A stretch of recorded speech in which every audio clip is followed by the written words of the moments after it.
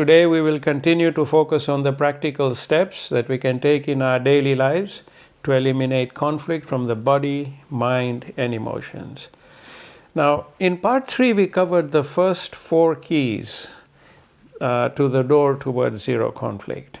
But before we explore more keys today, let's do a very quick recap of part 3. And I do strongly recommend, I urge you to review the videos of Stage 8, Part 1, Part 2, and Part 3, because we have covered a great deal of knowledge and practical insights in them, which will help us understand and move towards zero conflict, will help us to walk the path towards zero conflict. And that can only make life far, far, far more fulfilling than we have ever known it to be, materially and spiritually. So today's theme is just that. We will be doing the second part of the keys to zero conflict. Now, what did we cover in part 3? Very quickly, we learned that there are 4 types of conflict. Conflict with the self, conflict with others, conflict with the environment, which is our world, and conflict with the supernatural.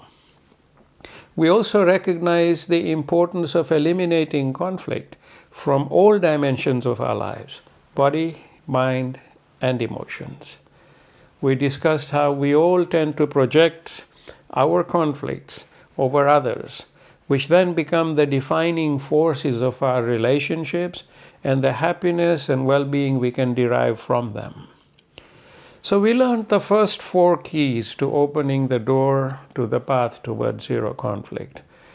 And in my book, Towards Zero Conflict, I've covered these keys. Each one is presented as a story. And you as the reader, if you're reading that story or you're hearing that message and it's invoking emotions within you, then you know that that is or could be one of your hidden conflicts. Because we don't know what our hidden conflicts are, but we project them, and then we face all kinds of problems around us, and we always think it's others. But those conflicts are embedded in us. And if you ask someone, what is their hidden conflict, they will say they have none. And they wouldn't be lying, because they genuinely believe they have none. Most of us don't even know that we harbor conflicts within ourselves, which manifests as conflicts in our relationships and so many areas of our lives. We're just unaware. So this book, the goal is through stories to make us aware. So what were the 4 keys we covered last time? First was, key number 1 was that conflict is a state of mind. And through the journey of young Peter and Abdul as they're climbing up Mount Teide in Tenerife, we explored conflict within the physical self, the mind, and the emotions. We learned that because conflict is a state of mind, we have power over it, because we do have power over our state of mind. It remains dangerous for only as long as we don't recognize the presence of our conflicts. But once we do, we can consciously take steps to usher it out of our being. And that has been the whole journey of Towards Zero Conflict so far in Stage 8.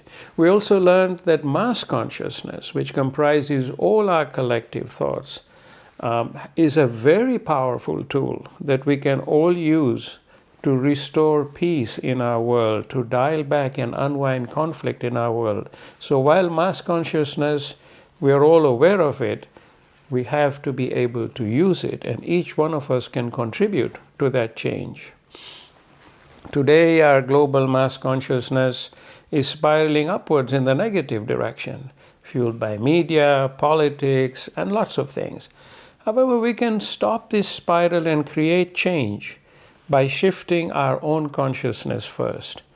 And if enough of us do that, our mass consciousness will shift too, because each one of us contributes to it. Then we learned about seeds of resolution, which we will practice today on the next 8 keys that I'm going to cover. But to refresh your memories, a seed of resolution is a very powerful thought or set of thoughts that you plant in your being. And it anchors itself within your body, your mind, your emotions, with regular practice. And to get most out of the process, We have to sit back quietly in a state of peace and calmness and repeat the seed or affirmation within your intellect, which is the most enlightened level of your being. So when you place those thoughts at the most enlightened level of your being, it's extremely powerful. So we covered 4 seeds of resolution last time, and we're going to cover 8 of them today.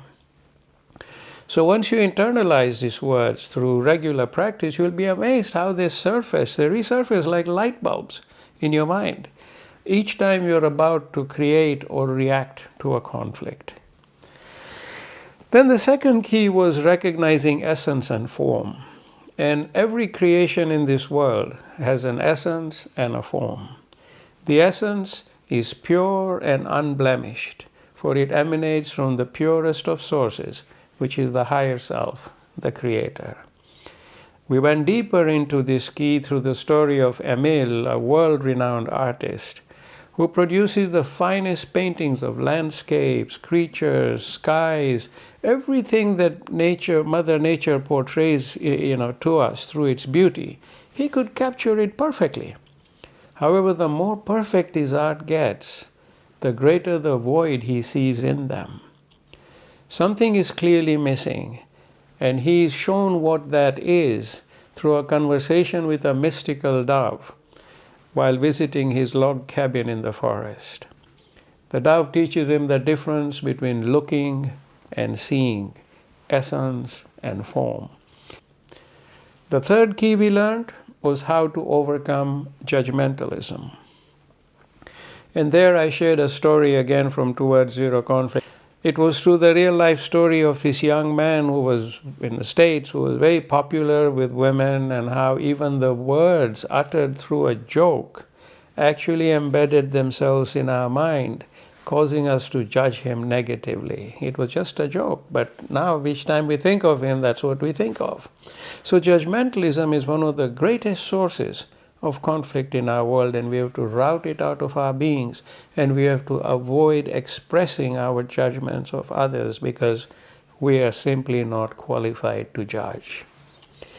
And we have a very good video. It's called, it's on YouTube. It's called The Compass of Judgment. The fourth key is going with the flow. And there we covered the concept of rigidity versus flexibility.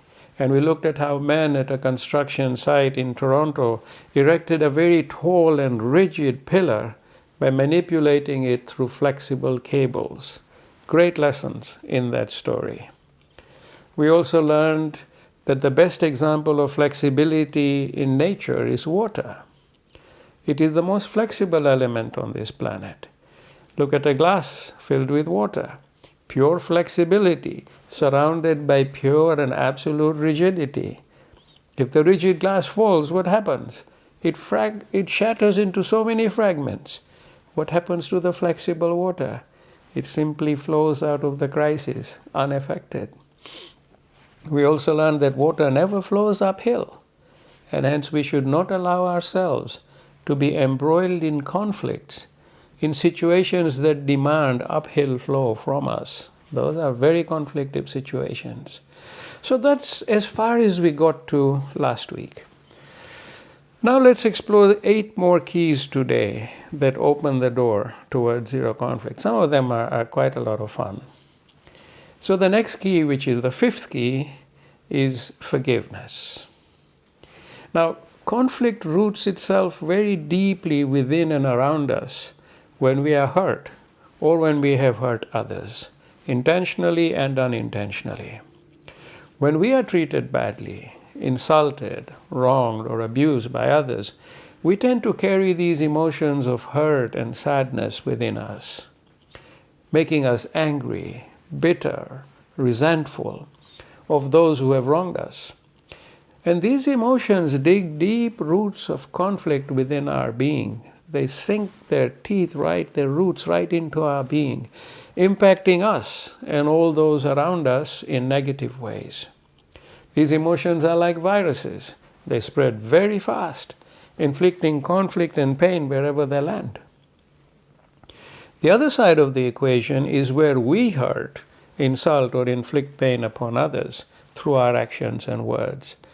And the negative vibrations we create in their lives of others, the hurt we have created flows into the lives of others and circle right back to us, immersing our lives in conflict as well. So some of the conflicts we are surrounded by are of our own creation. So the conflicts we emit also are like viruses. They inflict pain wherever they land. So what is the solution to eliminating such conflicts? The answer lies in forgiveness. Now, what is forgiveness? What does the published literature say? The published literature says forgiveness means different things to different people. But in general, it involves an intentional decision to let go of resentment and anger. Intentional decision. The act that hurt or offended you might be with you for a very long time, but working on forgiveness can lessen that act's grip on you. So that's one of the most commonly accepted definitions of forgiveness. And there's lots of them out there. But I believe in one simple statement. I say forgiveness is freedom. Freedom from the heavy loads and hurts we carry as a result of having been wronged. The people who have hurt us or wronged us may have long forgotten what they said or did, and they've moved on with their lives. And yet here we are, carrying those emotions with us all the time, feeling their pain and sadness. And carrying these hurts in our beings through life is like trying to climb up a very steep staircase with a 50-kilogram suitcase in each hand. We will get fatigued and worse still, become ill. So I would ask, why should we accept this ongoing punishment? Why don't we simply empty these heavy suitcases? And the best way to empty these heavy suitcases is through forgiveness and letting go of everything that we have accumulated in them. It's healthy. Why deprive ourselves of the happiness that we deserve? It's our right to enjoy in our life's journey. Why deprive ourselves because we're carrying nonsense from previous events in our lives with heavy suitcases? Why not forgive and regain freedom? Freedom which we deserve and which is our right of being in this world. When we forgive, we cut emotional cords of hurt that weigh us down. And this allows us to breathe freely again, allows us to smile from the soul again and experience life in the absence of these dark clouds of hurtful memories and emotions. Therefore, I see forgiveness as an essential aspect of living in this world and experiencing the best we can from life. It is an essential aspect of life, forgiveness. It's not something we choose to do because we are benevolent. We absolutely need to, because we value our freedom, we value our happiness. And forgiveness goes in two directions. We forgive and we seek to be forgiven, both of which bring freedom and healing to us and those whom we may have hurt. And I found that through forgiveness, I have been able to detach completely from people and events that have caused me harm. Around 25 years ago, we went through a very difficult period where we lost everything that we had worked for years to build. And then we went through a period of great turmoil and conflict, and there was, it was a very hard time, probably one of the most difficult parts of our journey, and we suffered a great deal of torment.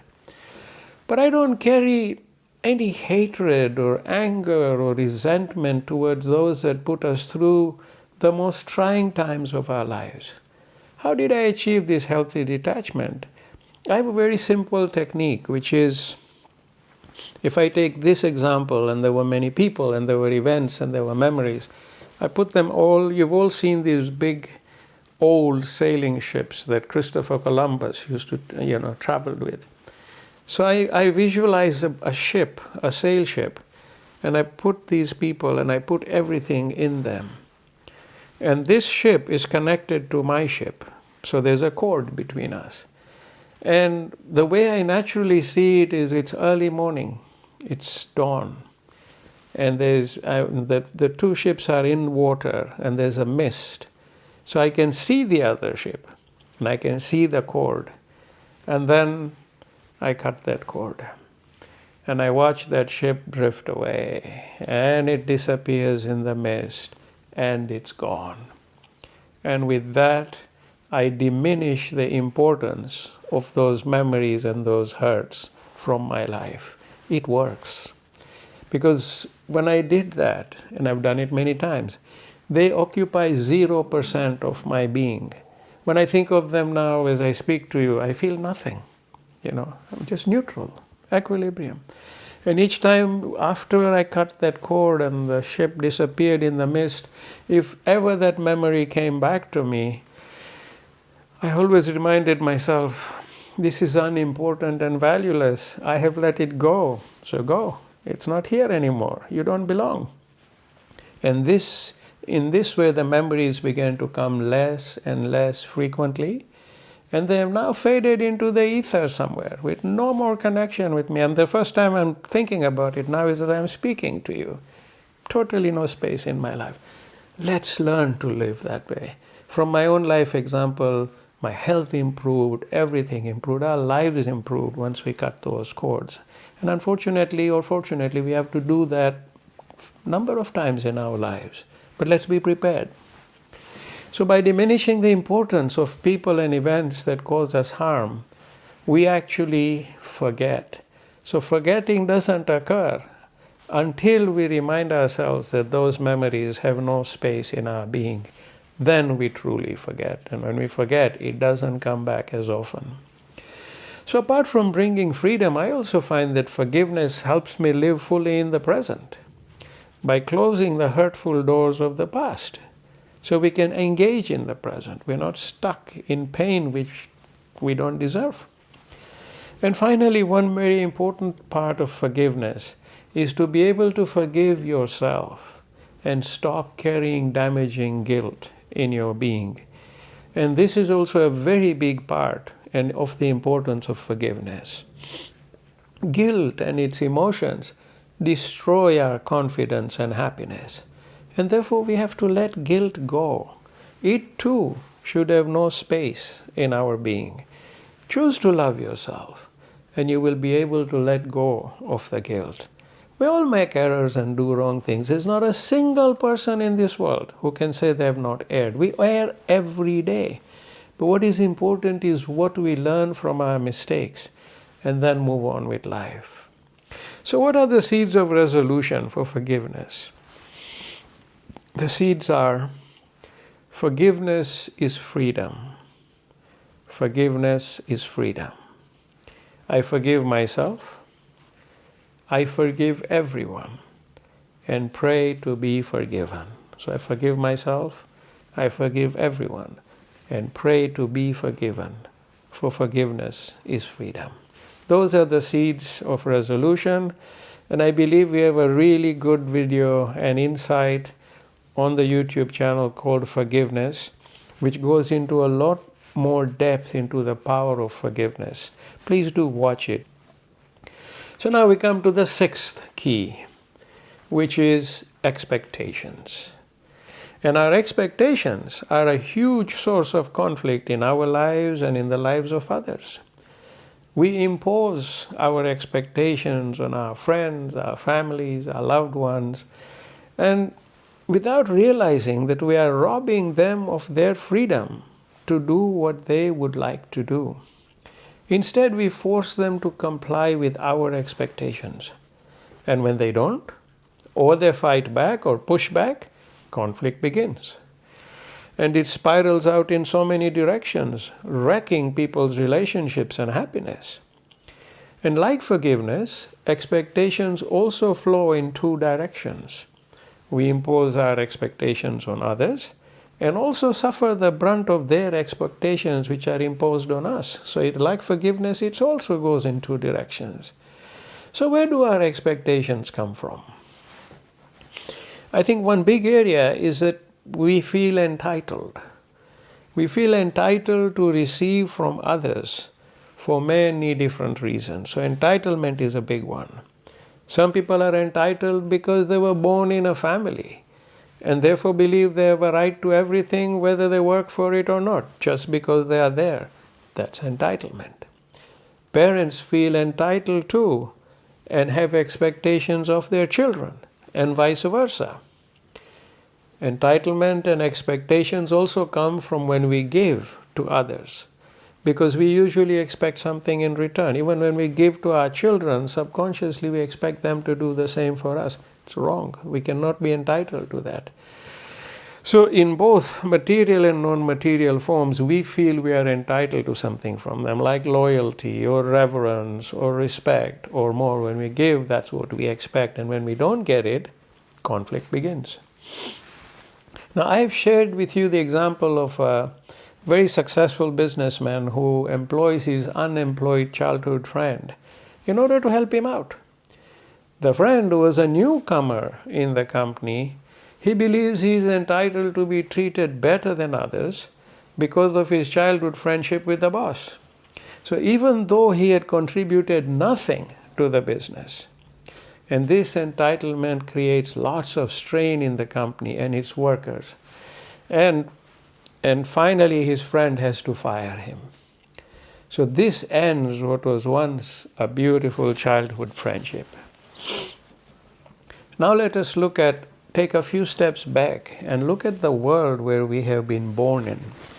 And this is something that we all should, from time to time, reflect on. Why were we placed in this world and in the heart and the bosom of Mother Nature?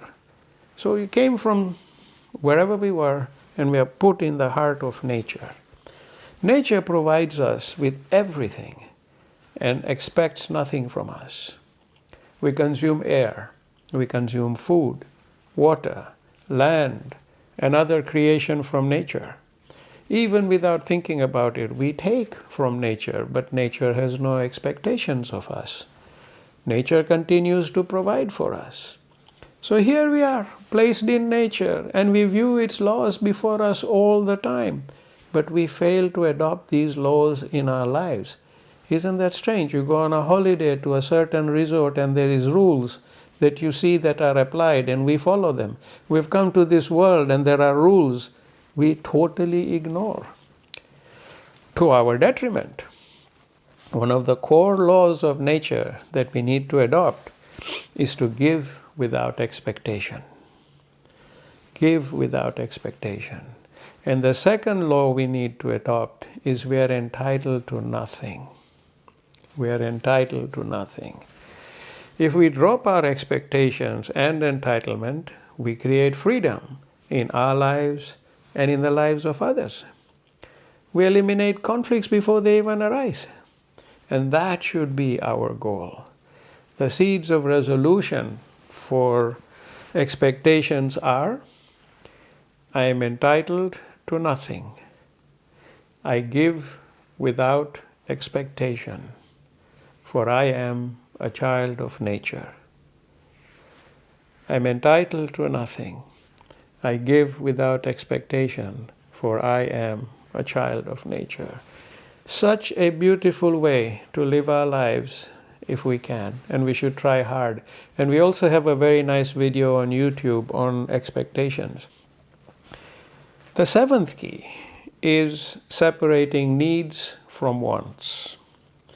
Now, my dear friends, contentment is one of the most peaceful states of being we can achieve. Contentment erases conflict. Contentment brings freedom. And in my first book, Reflections from the Origin, I wrote an inspired chapter where I found myself in a dense forest, and I couldn't see the sun. I knew that it's daytime because there would be just glimmers of light coming through the trees, through the dense trees. And I'd been in this forest for days, trying to find a way out. Every time I reached a crossroad, there would be 4 different directions or more I could take, and I just took whichever one came to mind. And for all I know, I may have been going in circles in that forest for days. I may have progressed not an inch, or I may be close to the way out. But I was struggling in this forest, and I was praying to the Creator to say, show me the sun and show me a way home so I can follow the sun, I can follow the stars. Show me a clearing, and I can find my way home. Then, at one point, as I reach another crossroad, I see that the soil color is changing. It's becoming more white. And I thought, wow, this is the first time I'm seeing something different. And I follow that white path, and there I am in a clearing, and I'm seeing this beautiful warm sunlight, against my cold and weary cheeks. And first time I'm seeing the sunlight in days. But as I look before me, I also see this, golden serpent of a river flowing, and I'm dying. I want to have a sip of this cool water, so I run to the river and I jump into it. And as I scoop the water, I find it's not water, it's burning sand. And I'm really disappointed and really hurt and very angry. And I look up into the sky and I say to the origin, I said, how cruel can you be? You show me this river, I run to it, I try to get a drink, and all it is burning sand. This is very, very cruel. And a voice inside me says, I'm not the one who is cruel. You were in the forest, and you needed to find a way out. You asked me to show you a clearing and an opening where you would find the sun and you would follow it to your way home. You didn't need the water because I fed you enough water in the leaves that you ate while you were in the forest. So water was not what you needed. You needed a clearing out into the sunlight, which I gave you. But you wanted the water, and you wanted it so much that now that I've actually given you what you need and shown you a way out, you have forgotten, you're not even grateful, you're actually angry that I did not give you what you want. And water is not what you needed, it was what you wanted. So you created the mirage in your mind. And so you chased the mirage because of your desires and wants. And you found out it was just burning sand. So I'm not the cruel one. Learn to separate your needs from your wants. And in that book there is a very nice saying which follows the story of the mirage, which is, learn to count the blessings that you have, for they are truly yours. Do not grieve for what you don't have, for they are not yours. So, learn to count the blessings that you have, for they are really yours, truly yours. And do not grieve for what you do not have, for they are not yours. Therefore, we must learn to separate our needs from our wants. And contentment comes from realizing that your needs have always been met. And that breeds deep gratitude from within, and a constant recognition that we are always provided for. You can make a list for yourself and think of all the things in your life that you absolutely could not survive without. And that can include everything, from what nature gives you, to people, to whatever. Make that list. And you say that I just could not get through life without this. Write that list and you will find out that you have everything you need. Then is the wants, and that's where our wants fuel the desires, conflict, and engagement of our being. That's driven by wants. Needs are provided for. And our wants create greed and dissatisfaction.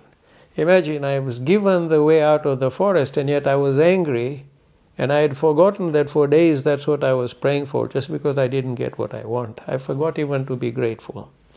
So people spend their entire lives chasing their wants and acquiring them, irrespective of the cost or consequences. They just chase their wants. But they are creators and chasers of mirages. Those of us who do that are creators and chasers of mirages. And you saw how mirages disappear before our eyes. They are just plain illusions.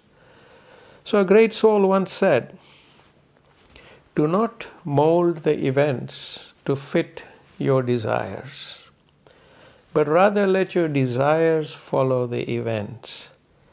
These words are a perfect beacon towards zero conflict. So the seeds of resolution for separating needs from wants are: I am blessed and provided for with all that I need, for which I am ever grateful.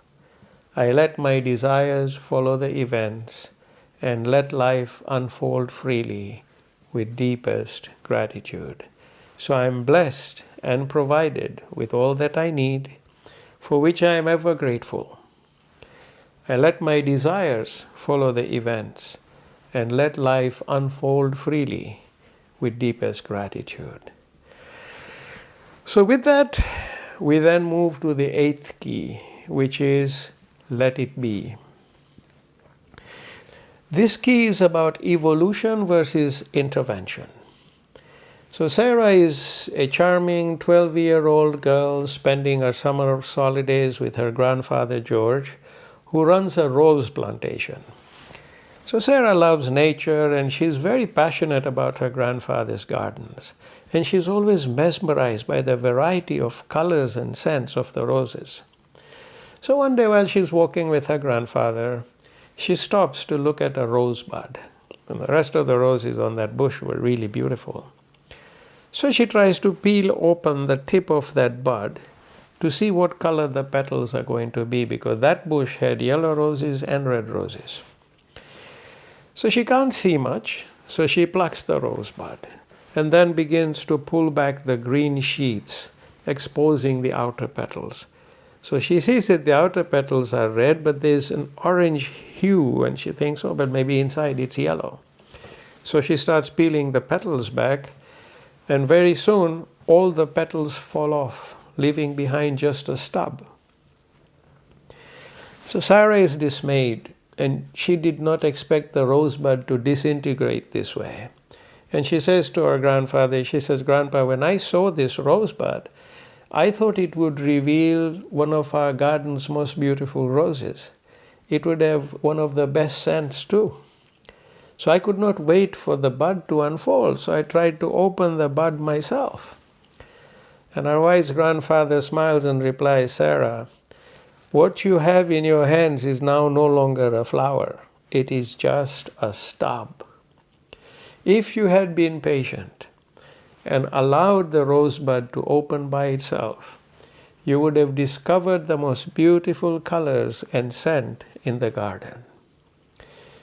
You should have allowed it to evolve, and you would have discovered its full promise. Instead, you intervened, and you destroyed the flower to be. You tried to cause it to be rather than let it be. Remember, my dear, let it be. That is the key to evolution. That is nature's key. Let it be. Try not to cause it to be. You see what happens when you tried. You destroyed the flower itself. So Sarah had learned a big lesson that day about evolution and intervention. And many years later, when she is a young adult, she gets a call from her sister Anne, whose 17-year-old son, Richard, has run away from home. So Anne and her husband Bill had pushed Richard way too hard to excel in school, sports, music, and everything, well beyond his capacity. And every time he failed, he got chastised. So the poor boy grew up sad and dejected, believing that his parents' love was always conditional upon his performance. Finally, he could take no more, and he ran away, leaving behind a note that said he was never coming back home. So both parents panicked. She called her sister Sarah. And Sarah was aware that Anne and Bill were intervening in a very unhealthy way in Richard's life. So they simply could not let him evolve and project his true capabilities and gifts. Instead, they intervened and pushed him the way they thought he should be. So by this time, the grandfather had passed away, but he had left behind much of his wisdom with Sarah. So she then shared the story of the rosebud with Anne and Bill about intervention and evolution. And Bill did not agree with Sarah. He said, "You have to intervene in your child's life." "Sure," Sarah replied. "You can intervene, but in a positive and nurturing way." "How do you do that?" Bill asked. So Sarah related another one of her experiences with her grandfather, where she said, "We were in this greenhouse, in this room, and there was this rose bush that was growing upwards, and I wanted to cause it to bend so that it would grow in a more straight manner, otherwise it would just not work out." And so she said, "I started pulling the stem and pushing it to kind of straighten it. And our grandfather said no. He simply took the rose bush in the pot and placed it directly below the sunlight. And a few days later, the bush straightened itself as it followed the sunlight." So evolution and intervention can coexist. He intervened by moving the plant so that it was directly below the light, and it evolved in the correct direction. So his intervention helped evolution in the correct direction. Uncontrolled intervention, can create deep conflicts. Look at Richard. He had to run away because he could not take the conflict anymore. What a sad loss. Then there was conflict between the mother and the father, who blamed each other for what had happened. So the story does end well, because Richard does reach out to his Aunt Sarah, and he loved her and he trusted her. And with the new understanding that his parents had derived, he was able to come back home and live the next chapter of his life with his parents in a far more fulfilling way. So evolution, intervention. So what are the seeds of resolution here? Let it be. Let it evolve. If I must intervene, it shall be like Mother Nature, ever nurturing and positive. So let it be. Let it evolve. If I must intervene, it shall be like Mother Nature, ever nurturing and positive. So intervention and evolution can coexist in harmony as long as it's done correctly. Then we come to the 9th key, which is respecting beliefs. This is a big one. See, religion, faith, beliefs have always been a subject of heated debate in this world. And when it comes to God, many claim to be authorities over what God should do, should not do, should be, is not. Even they know very little about God. Some people claim that their path is the only true way to God, and that they are the privileged ones. Others disagree, and then there's an argument or a fight. Some don't believe in God or any religion, and they have a case to make of their own. So in my first book, Reflections from the Origin, I wrote about the story of two birds, a sparrow and a dove. And both these birds meet on a huge baobab tree. For those of you who know this tree, you know that baobab trees are huge, and they can have leaves on one side, on one half, and they're barren on the other half. It's a very unique tree, and those of you who don't know the baobab tree, pull it up and look at images. It's a fascinating tree. So on this baobab tree, there's a sparrow sitting. And a few moments later, this beautiful white dove lands. And the sparrow is an inquisitive guy. So he asks the dove, where are you from? Where are you headed? And the sparrow said, my life's journey, I just go with the flow. I have no direction where I'm headed. I just flow with life. And the guy goes, And so about what land is your home? And which part of the earth? And so the dove says, to me, the earth and the land and home, they are all one. I don't see a distinction of any part of the earth. So the sparrow says, let me help you. He said, I live above the green grass fields. And that to me is the earth. It is the real earth. It is the only earth there is. So the dove's a wise bird, and the dove thinks this guy is flown over so many landscapes, but he's decided this is the only earth that exists. So he asks the sparrow, have you flown over the glittering land where this thing sparkles in the sunshine and the wind causes ripples and waves in this glittering land? And in the evening, as it gets darker, this glittering land becomes deep and lonely at night. Have you ever flown over that? And the sparrow goes, yes, I've flown over that. That is not the earth. That land is false. And he said, once I tried to stand on it, and it swallowed my feet. So I actually had to fly and run away. That cannot be the earth, he said. No way. So the only earth is the green grass, green fields where I come from. Everything else is false. So the dove thinks, okay, let's test him some more. Says, haven't you flown over these brown sands that blaze in the heat? You can see the vapor coming from the ground. And the sparrow goes, yes, I have flown over that one, and that is a very bad spot. It's not the earth. Each time I tried to stand on it, I would jump because I got burnt. That can't be the earth. So, let's put that one aside.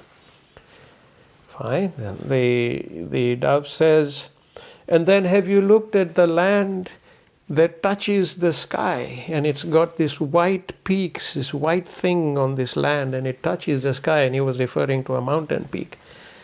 And the sparrow goes, absolutely, that is the worst of the lot, because that land lies a lot.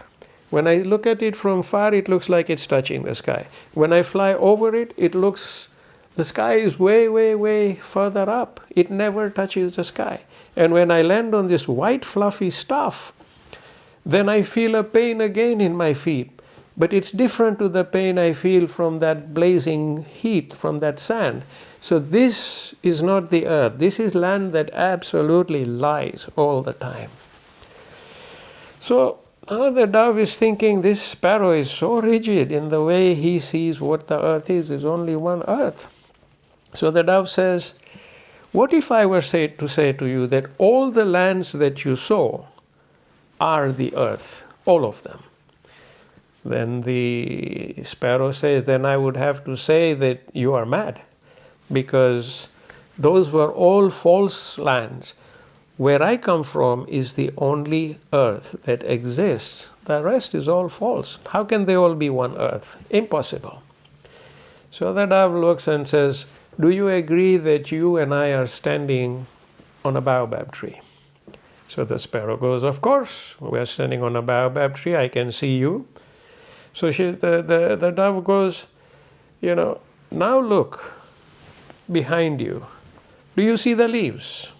He said, yes. The sparrow said, yes, there are leaves. I'm not blind.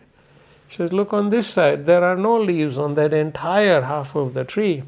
He said, yes, but I know it's a baobab tree. That's why I'm standing on the tree. So the dove says, what if I were to say to you that in fact these are two trees, one that has leaves and one has no leaves? And he goes, no way. This is one tree. I'm here. I can attest to that. So then the dove said, if you're seeing two different parts of the same tree and you're calling it one tree, why is it so difficult for you to accept that all the lands you have flown over are the earth? They're one earth. Sparrow shakes his head and goes, you may have sold me on the tree part here, but the earth is a whole different matter. You doves need to be sparrows to understand what the earth is. So which of the two birds is right about the earth? I would say both of them are. One had a narrow physical perception of the earth. That was the sparrow, very narrow physical perception. But he believed that indeed was the earth, so he was right in his own way. And the other had a much wider perspective, which was without limits, and that was the dove. And the dove was right too. So each one was right about what they believed. But my dear friends, our beliefs are a foremost source of conflict, unfortunately. Major wars have been fought over history, and millions have died in the name of religion and beliefs, because there are sparrows out there who are so rigid. And then to that you add politics and power and manipulation, and you have a deadly combination, which makes beliefs and religion a very easy source of terrible conflicts. Everyone has a deep emotional attachment to their faith or religion, and we should respect that. But because of this emotional attachment, it's very easy to incite conflict and violence and unthinkable acts in the name of religion. So why don't we embrace the thinking of the dove? She saw one earth with differences in it, and accepted that despite the differences, it was still one earth. Basically, if we emulate the thinking of the dove, we can eliminate so much conflict by simply accepting, and accepting is a big word, that we are all part of oneness, a common source, and that each one of us has the right to believe in his or her own view of the oneness. Each one of us has that right. So my dear friends, we live in such an amazing mosaic of beliefs in our world. We have atheists who believe in nothing. We have people who believe in an origin or a source or nature or the universe. We have people of different religions and sects. We have people of so many different cultures, which also express themselves in their beliefs via traditions and rituals. So we all embody such an amazing diversity, which has sadly been exploited as a weakness throughout history. However, the dove would say that our diversity is our strength. So if we can live with this ethos, we can all bring down conflict in our world in a big way. Let's accept and let's celebrate our diversity, and let's respect everybody's beliefs for what they are. And remember, our collective thoughts make up mass consciousness, within which lies our power to change this world for the better. So the seeds of resolution for acceptance of beliefs are: I am a droplet that lives amidst numerous droplets, and together we make up the ocean. I honor and celebrate our diversity. So I am a droplet that lives amidst numerous droplets, and together we make up the ocean. I honor and celebrate our diversity. So that's the seed of resolution.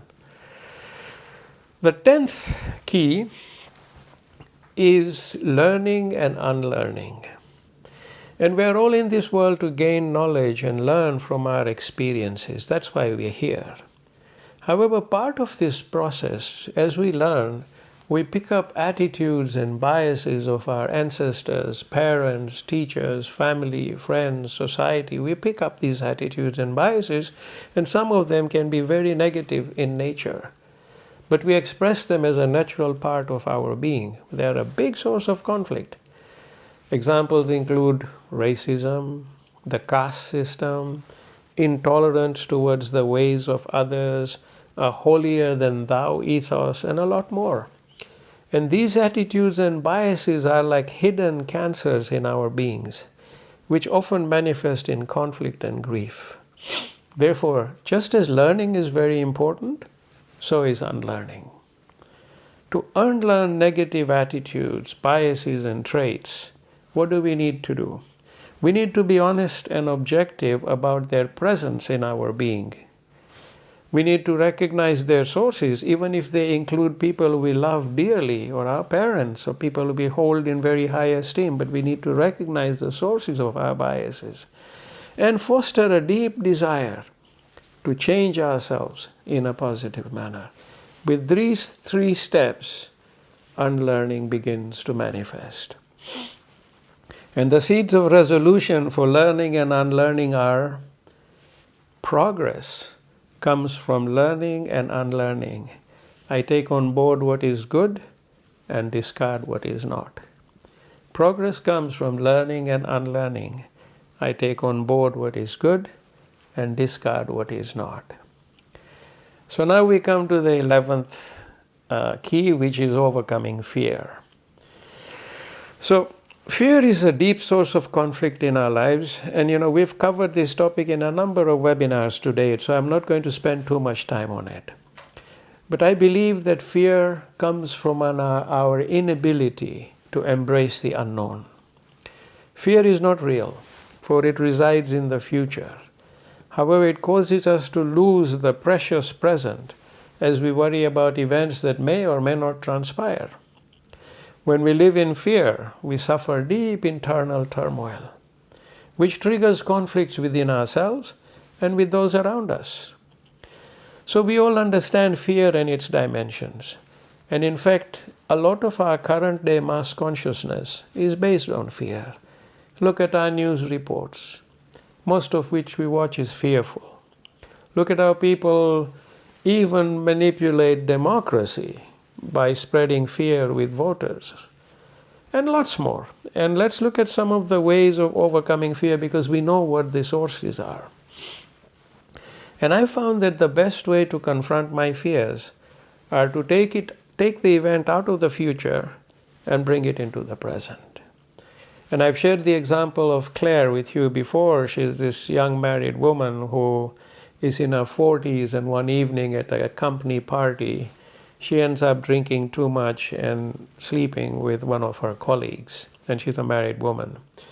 And this turns into a short-lived affair, but she very quickly realizes her mistake. And when she tries to break it off, her colleague threatens to reveal her infidelity to her husband. So now he begins to extort her and makes her life a living hell. So Claire is so consumed by her fears that she fails to even look after her children the way she used to, and she suffers a strained relationship with her husband and ultimately ends up with cancer. At this point, she realizes how her fear has wasted her entire life to date and the golden opportunities that have come her way. What if she brought the event that she feared into the present and told her husband of her mistake or indiscretion and end this horrible saga? What is the worst that could happen? A broken marriage. Well, what she had lived through so far was far worse than a broken marriage. Maybe her husband would forgive her, and they could have a good shot at a life together in the years ahead. So many possibilities out there, most of which look better to her than living in the turmoil of her fears and being constantly extorted. So bring what you fear out of the future into the present and deal with it. And then it's gone. It's over. So we can consider, my friends, several ways to deal with our fears. So the first one I shared with you. Bring it into the present and be over and done with it. Basically kill it in its tracks. This requires courage, but saves us from lots of unhappiness. Next, accept that every moment before us is an unknown. And uncertainty is an absolute certainty of life. Uncertainty is an absolute certainty of life.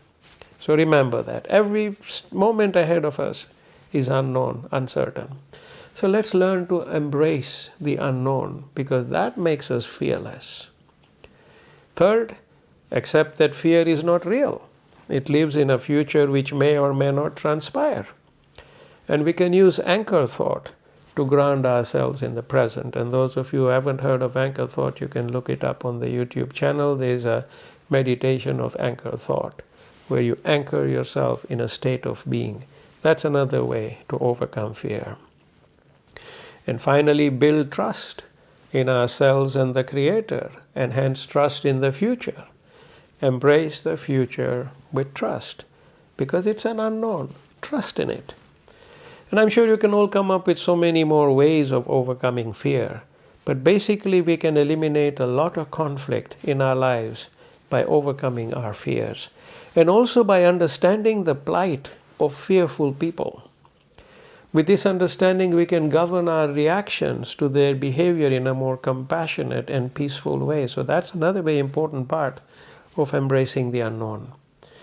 So the seeds of resolution of overcoming fear are: I am fearless, I am free. I trust in now and trust in tomorrow. I embrace with gratitude all that is to come. I am fearless, I am free. I trust in now and trust in tomorrow, and I embrace with gratitude all that is to come. And then we come now to the final key of today, which is living in the neutral zone. This is the 12th key. But my dear friends, our perceptions are a key source of conflict in our lives, because we automatically believe that our perception is reality, and we don't like to be told otherwise. We have to unlearn the notion that seeing is believing, because often what you see is not reality. In my book, In Towards Zero Conflict, there's a story of two Martians, Ozzy and Commie, who come to Earth to study the human mind. And the goal of their experiment today is to demonstrate the difference between what humans perceive and compare it versus reality. And they brought with them two instruments. There's a perceptometer, which reads what a person perceives, and a factometer, which reveals the reality behind the perception. So Ozzy and Commie are in New York City on a hot sunny afternoon, and they see this tall man with long hair and an ungroomed beard cleaning windshields of cars as they stop at the traffic light. So Frankie gets a quick 45-second glimpse at the people in the car whilst cleaning the windshield. And once he has cleaned the windshield, he asks for money and screams profanity if people don't tip him. So Ozzy and Commie think he's the perfect subject for their investigation. So Ozzy places a very small probe at the back of Frankie's ear in his hair, and that is connected to the perceptometer. Now he can read Frankie's perceptions. Commie sets himself up on the traffic light at the top with his factometer, with which he can do a fact check of Frankie's perceptions. Once they're set up, a big black Mercedes Maybach stops at the lights. This guy is worth over $250,000. The driver is an obese, bald man dressed in a grubby suit with a sweaty forehead and a grim facial expression. Next to him is a very pretty young lady in her 30s, looking very sad, with tears in her eyes. She is elegantly dressed. Frankie looks at the two of them and says, "Female abuse." "What a horrible, fat, rich man," he says. "Look at what he has done to this beautiful lady. He must have physically abused her or tormented her emotionally. He looks like such a pervert. Such guys should be lined up and shot." That's what Frankie thinks. That's his perception. And as the light turns green, the driver gives Frankie a $5 bill and drives off, and Frankie yells out, "Yeah, rich man, go buy the world."